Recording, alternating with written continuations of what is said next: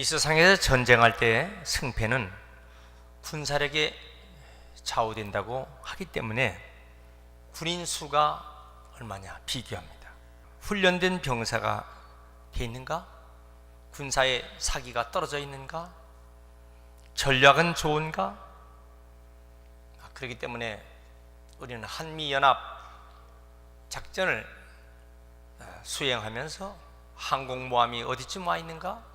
사드라고 하는 무기가 어떻게 배치를 해야 하는가? 이거 필요합니다. 그런데 더 우리는 소중한 것이 있어요. 모든 전쟁은요, 하나님이 도와주셔야 되기 때문에 링컨은 남북전쟁 시에 그가 하나님께 기도하는 기도의 시간에는 아무도 면담을 할 수가 없었습니다. 이 전쟁에서 하나님이 도와주셔야 이 남북전쟁에 이긴다고 하는 확신이 있었기 때문에 그는 하나님께 기도했습니다. 왜 그럴까요? 우리의 믿음은 전능하신 하나님 의지에서 승리해야 하기 때문입니다. 본문의 말씀은 바로 그것입니다. 유대 나라에 3개국 적군들이 연합해서 쳐들어옵니다. 어찌할 바를 알지 못하는 것입니다. 어찌할 줄을 알지 못하는 이런 위기 상황입니다. 사실 지금 우리들은 일상을 살면서 전쟁이라고 하는 용어를 씁니다. 직장에서도 사업을 하면서도 전쟁이에요. 교회에서도 영적인 전쟁입니다. 또 질병과도 전쟁을 합니다. 병중과 전쟁을 하는 것이에요. 자, 이런 험한 세상에서 어떻게 이길 것인가? 나는 어찌할 줄을 알지 못하는 이런 답답한 환경에서 어떻게 이길 것인가? 오늘 본문은 바로 그 보이는 전쟁인 이 3개국 적군과의 전쟁에서 어찌할 줄 모르고, 그래서 여호사밧 왕은, 유대 왕은 오직 하나님께 의지하면서 나는 하나님을 바라봅니다. 하나님께서 그의 소리를 들으셨어요. 그리고 선지자를 통하여 이 전쟁은 너에게 속한 것이 아니오 하나님께 속한 것이니 두려워하거나 놀라지 말라. 하나님이 함께 하신다. 그래서 군대 앞서서 거룩한 예복을, 가운을 입혀서 전쟁터에서 하나님을 찬송하게 합니다. 하나님께 감사하고 하나님의 인자하심이 영원하미로다 큰 소리로 찬양하며 나갈 때에, 그 찬송할 때에, 그 찬양을 할 때에 하나님께서 복병을 두게 하셨어요. 그래서 이 복병끼리 나가서 서로 싸우는데 3개국의 저들끼리 시기 질투가 생겨갖고 다 저들이 파멸되고 말았습니다. 여러분, 결국 전능하신 하나님께서 그 싸움을 이기게 하셨습니다. 오늘 우리 말씀을 가지고 우리는 어떤 믿음이 되어야 승리할까? 3가지로 말씀을 드립니다. 첫째는 부족함을 다 내놓고 주님만 의지해야 합니다. 12절 후반절에 보니까 오직 주님만 바라봅니다. 뭘 할 때 주님을 바라본다고요? 역대하 20장 1절에 모압 자손, 암몬 자손, 마온 자손들이 와서 여호사밧 유대 왕을 치고자 합니다. 3절 여호사밧 왕이 두려워해서 여호와께로 낯을 향하여 간구하면서 온 백성의 금식을 선포합니다.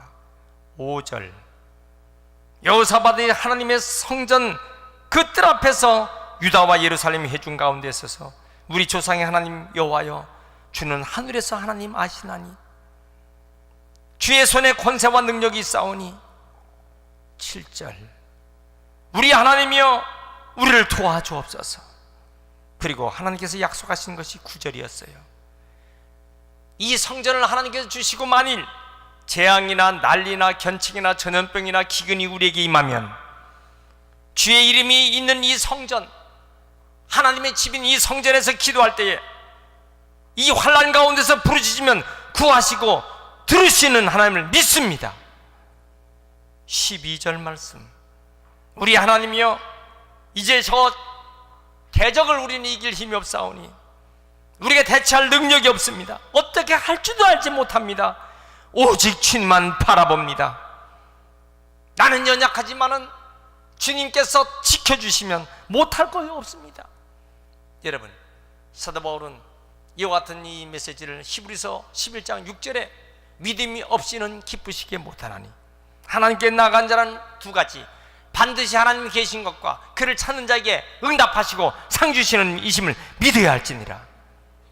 여러분, 아사왕은 역대하 14장 11절에 적군 구수들이 100만 대군으로 쳐들어왔어요. 자기 군사는 50만 분이 안 됩니다. 하나님을 이기게 하옵소서. 결국 하나님은 그 아사왕의 전쟁에서 이기게 했습니다. 오늘 본문 16절과 17절이 어떻게 됐습니까? 너는 내려가라 그랬어. 하나님 말씀대로 내려갔습니다. 이 전쟁에서 여호와가 구원하시는 것을 보라 그랬어. 그들이 맞서 나갔습니다. 하나님이 너와 함께 하실 것이라고 했습니다. 결국은 하나님이 함께 하시니 저들은 승리했습니다.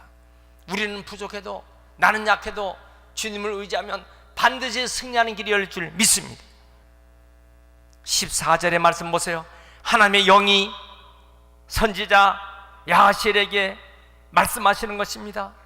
17절 후반절, 여호와가 너희와 함께 하리라. 여러분, 하나님 말씀은요 살아계신 말씀이에요. 살아서 운행하는 말씀이에요. 이 말씀은 생명력이 있는 것입니다. 생명은 반드시 생명으로서 나타나고 열매를 맺게 되는 것입니다.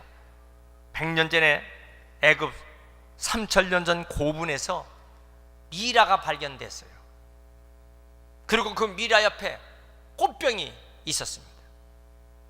대형 박물관으로 옮겼어요. 근데 그 꽃병 속에 있는 완두콩이요, 말라지고 쭈글쭈글해지고 3000년 전 완두콩이요, 적당한 습기와 온도가 되니까 싹이 났어요. 놀라운 사실입니다. 3000년 전에 그 완두콩이 생명력을 다시 회복하는 거예요. 잠을 잤던 그 완두콩이 다시 살아나는 것입니다.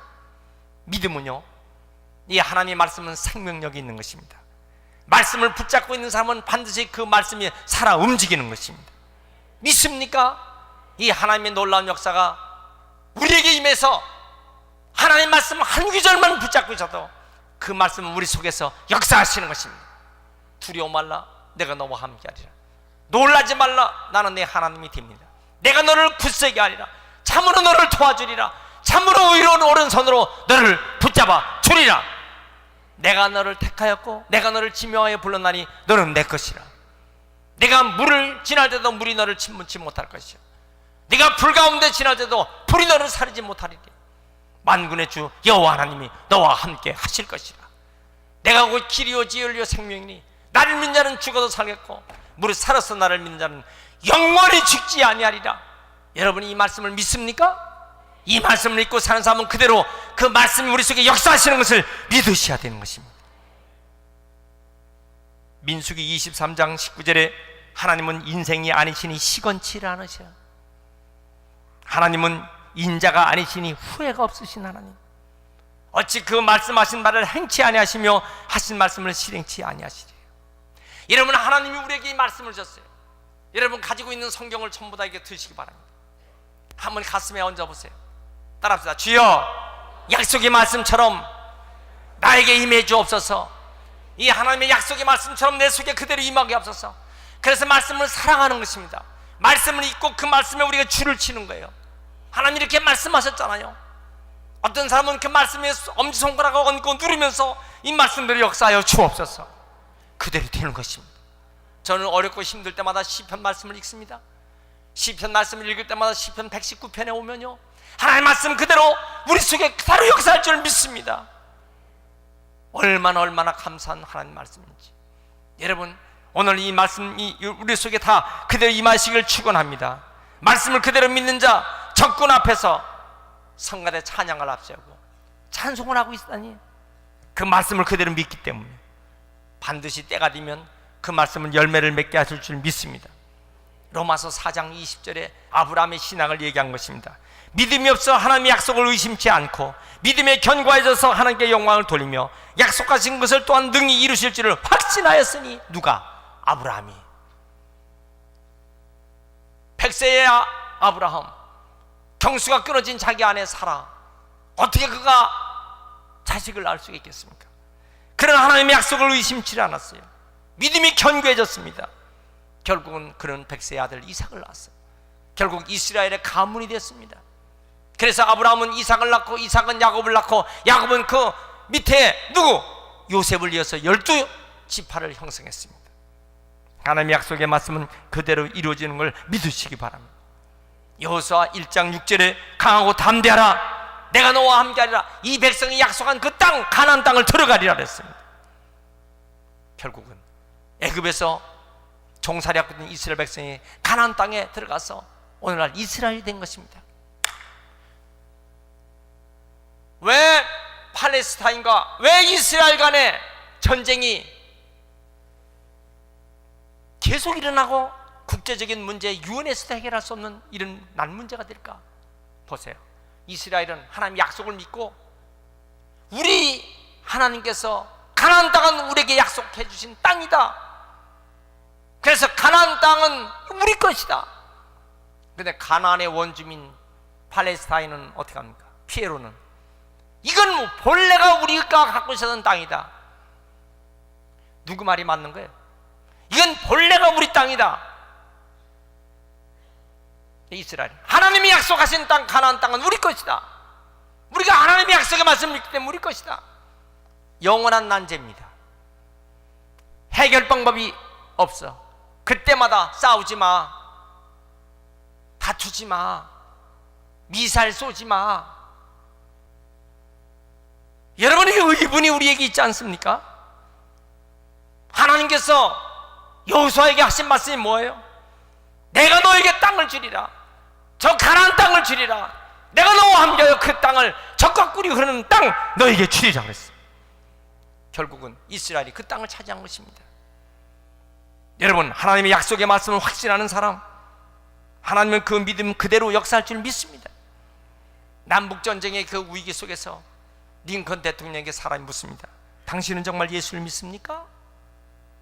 Do you love Jesus? 당신 예수님 사랑합니까? 근데 그의 대답이 뭐였어요? I love Jesus. I love the word of Jesus Christ. 나는 예수 그리스도의 말씀을 사랑합니다. 여러분, 예수님을 사랑하십니까? 예수님 말씀을 사랑하십니까? 이 말씀이 그대로 이루어질 걸 믿습니까? 그 사람은 믿음의 승리자가 될 줄 믿습니다. 오늘 주제가 믿음의 승리자가 어떻게 되느냐 이것입니다. 세 번째 말씀입니다. 말씀대로 실천하면 반드시 승리하는 것입니다. 20절 말씀 보세요. 이에 백성들이 아침에 일찍 일어나 나갈 때 여호사밧 왕이 유다와 이스라엘 주민들과 내 말을 들을지어다 너희는 여호와 하나님을 신뢰하라. 너희 하나님 여호와를 신뢰하라. 그리하면 견고히 서리라. 그의 선지자들을 신뢰하라. 그리하면 형통하리라. 그리고 노래하는 성가대를 거룩한 예복 가운을 입혀서 군대 앞에서 행진하게 합니다. 여러분, 실천을 하는 거예요. 건국대학교 유태영 교수가 구두닦기로 가난해서 구두닦기 하면서 가난해서 학교도 가지 못하는데, 하나님 아버지 나에게 꿈을 주세요. 구두닦기의 꿈이 뭐였어요? 미국, 세계, 유럽 유학 가는 것이었어요. 제가 어제 청년들 신방하면서 놀라운 것을 느꼈어요. 놀라운 걸 느꼈어요. 청년들 꿈이 아주 대단합니다. 유태영 박사 구두닦기 하면서 꿈이 있어요. 유학 가는 것이 꿈입니다. 하나님께서 그에게 감동을 줬어요. 새벽 기도할 때 구두닦기가 새벽 기도 나갑니다. 열심히 새벽 기도합니다. 하나님, 유학 갈 수 있도록 길을 열어주세요. 아들아, 왜 유학 가는데? 하나님, 우린 농촌이, 내가 시골 촌놈 출신입니다. 너무 가난합니다. 우리 농촌이 너무 가난합니다. 그러면 어느 나라가 농촌 부흥에 네가 가고 싶은 나라냐? 덴마크입니다. 하나님 음성 주셨어요. 이 가난뱅이 구두닦기 소년이 유학하고 싶은데 우리나라 농촌을 살리기 위해서 덴마크를 유학 보내주세요. 편지를 썼어요. 콘사이스 뜯어서 영어 사전 뒤져갖고 덴마크 수도 코펜하겐 왕 베네딕트 대왕 앞으로 편지를 썼어. 한국에 있는 가난한 유태영, 이 소년의 소원, 그 나라에 가서 공부하고 싶고 당신의 나라에서 공부하고 싶습니다. 나를 불러주세요. 실제로 얼마 안 돼서 답장이 왔어요. 4년 장학금 전액과 왕복 비행기표를 주셨어요. 꿈같은 일이 생겨났어요. 새벽 기도 때 기도했던 그 기도가 그대로 응답되어서 결국 그는 덴마크에 가서 유학을 하고 갔다 와서 이스라엘 대학까지 갔다 와서 그는 건국대가 교수가 됐어요. 여러분, 꿈을 가지고 있지만은 실천하지 않으면 공상이요, 허상이요, 망상이요. 여러분, 마태복음 7장 7절에는 뭐라 그랬어요? 구하라, 찾으라, 두드리라. 구하는 자가 주시고 찾는 자가 찾게 하시고 두드리는 자가 열릴 것이라 했어요. 기도하며 구하는 자는 실천에 찾는 행동이 있어야 돼요. 열릴 때까지 인내를 가지고 따라합시다. 구하자, 찾자, 두드리자. 여러분, 이런 신앙 실천하고 있습니까? 18절 말씀 보니까 여호사밧 왕이 몸을 굽혀 얼굴을 땅에 대고 백성이 모두 여호와 앞에 경배하고 19절 심히 큰 소리로 여호와 하나님을 찬송하니라. 말씀대로 실천하고 나니까 말씀이 그대로 이루어지는 것입니다. 여러분, 이 주일날 폼만 재면서 교회 옵니까? 아이고, 설교 시간이니까 그냥 머리로만 듣습니까? 우리는 머리로만 듣는 신앙이 아니라 행동으로 나가는 실천의 신앙이 되어야 할 줄 믿습니다. 세상 사람은 신념이라는 걸 갖고 있어요. 신념은 내 머리, 나 중심, 지식 중심이 신념이에요. 신앙은 하나님 중심, 말씀 중심이요. 말씀을 붙잡고 나가는 것이 신앙이에요. 여러분, 신념을 가지고 삽니까? 신앙을 가지고 삽니까?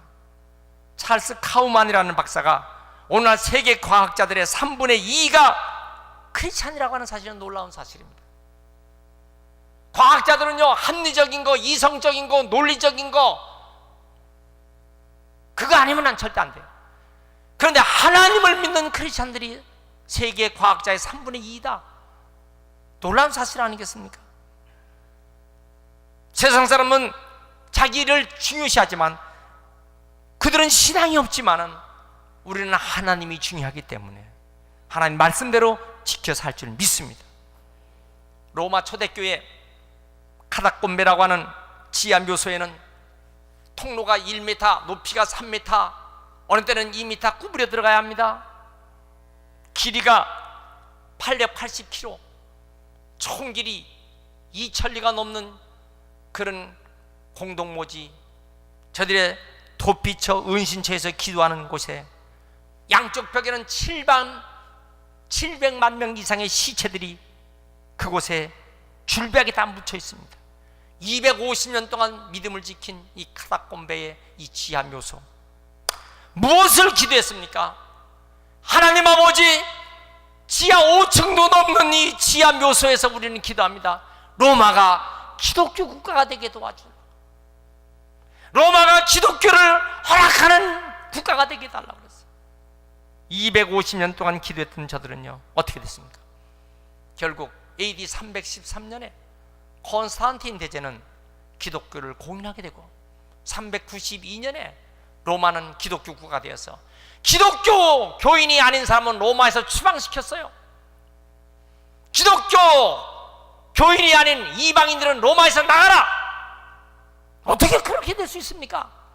기독교인은 십자가에 못 박고 불에 태우고 사자의 밥이 되게 했던 그 로마가 어떻게 기독교 국가가 될 수 있냐고 말이에요. 저는 미국을 대통령이 어떻게 영부인이 성경책을 들고서 대통령이 성경책 위에 손 얹고 나는 이 성경 말씀대로 미국을 통치하겠습니다. 대법원장이 성경에 손을 얹고 취임식 때 나는 이 성경 말씀대로 재판하겠습니다.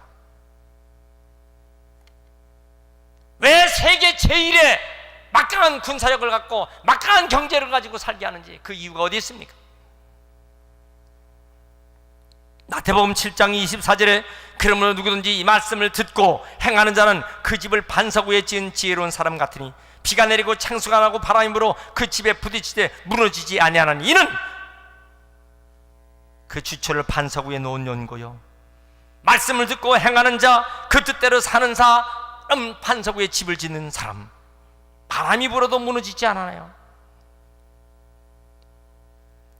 기도는 지금 미디안 적군들이 사사기 6장 11절 보니까 바닷가에 모래알처럼 지금 막 쳐들어오고 있습니다. 자기는 무서워서 포도주 즙틀에서 숨어서 지금 타작 농사를 하고 있는 것이요. 그러나 하나님의 사자가 그에게 나타났습니다. 큰 용사여 두려워하지 말라. 내가 너와 함께하리라.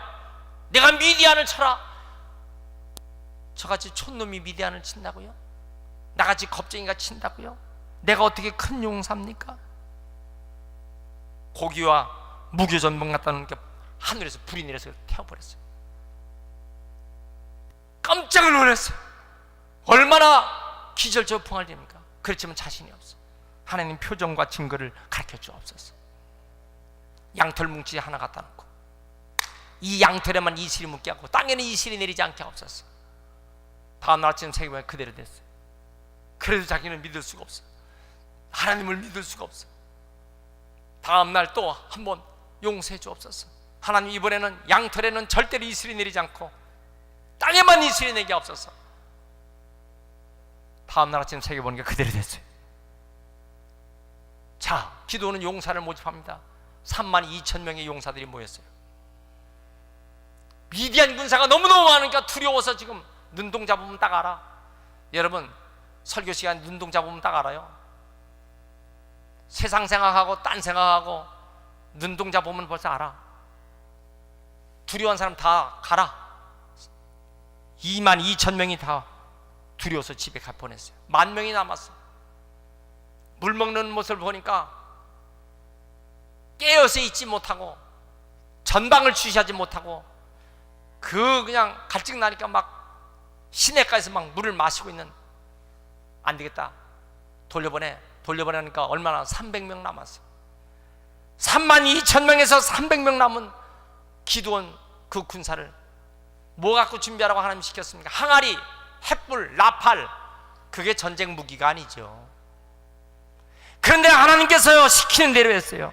말씀 그대로 그날 밤에 항아리를 깨부수며 햇불을 쳐대고 나팔을 불어보니까 적군들이 막 혼비백산해서 지들끼리 싸워갖고 125,000 시체만 남았다고 그랬어요. 바닷가에. 여러분 이 말씀 무슨 말씀이에요? 믿음대로 살면 반드시 길이 열립니다. 말씀대로 살면 반드시 승리합니다. 부족함을 내놓고 주님만 바라보시기 바랍니다. 하나님 말씀에 확신 갖는 신앙 되시길 축원합니다. 어려워도 말씀을 실천하면 반드시 승리하는 것입니다. 기쁨과 소망과 행복과 축복의 일생을 살아가는 여러분들 되시길 축원합니다. 1859년 찰스 브론딘이라고 하는 줄타기 고개사가 뉴욕 타임즈에 광고를 냈어요. 자신의 줄타기를 보러 오십시오. 나이아가라 폭포 위에 예술 타는 나를 보러 오십시오. 나이아가라 폭포가 이쪽에서 저쪽까지 335m입니다. 여러분 폭포가 335m에 높이는 얼마가 됩니까? 16층 빌딩의 높이입니다. 거기 쏟아지는 물이 어떤 물입니까?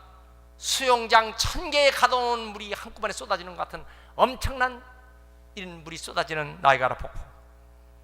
사람들이 인산인해를 많이 모였습니다. 그들에게 얘기했습니다. 여러분 내가 이 애주를 탈 수 있다고 믿습니까? 와. 그렇지. 그런 애주를 탑니다. 아슬아슬한 그 애주를 타고 지금 가고 있는 것입니다. 끝까지 갔어요. 박수를 칩니다.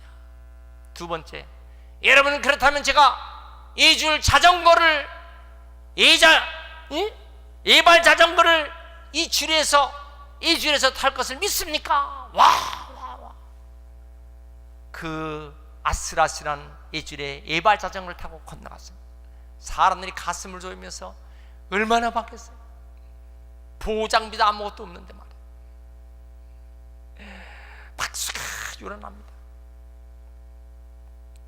세 번째, 제가 누군가를 업고 이 예주를 건너갈 걸 믿습니까? 와와. 그러면 누군가가 나와서 제 등에 업히십시오. 제가 안전하게 건너가겠습니다. 제 등에 업힐 사람 나오세요. 아무도 나온 사람이 없어요. 근데 그의 친구 헨리 콜코드라는 사람, 따라합시다. 헨리 콜코드. 다시 헨리 콜코드. 여러분, 기네스북에 오른 사람입니다. 그의 등에 업혔어요. 최초로 나이아가라 폭포 위에 있는 335m의 예주를 등에 업고 간 사람, 최초의 기록을 세운 사람이 되었어요. 여러분, 입으로는 믿는데 실제로는 안 믿어. 그러니까 주일 성수가 안 되는 거야. 그러니까 11주 생활을 안 하는 거예요. 그러니까 헌신 생활이 안 되는 것입니다. 따라합시다. 입으로만 믿지 말고 실제로 믿자. 하나님은 실제로 믿는 자에게 보상해 주시고 천배 만배로 축복하시는 것을 믿으시기 바랍니다.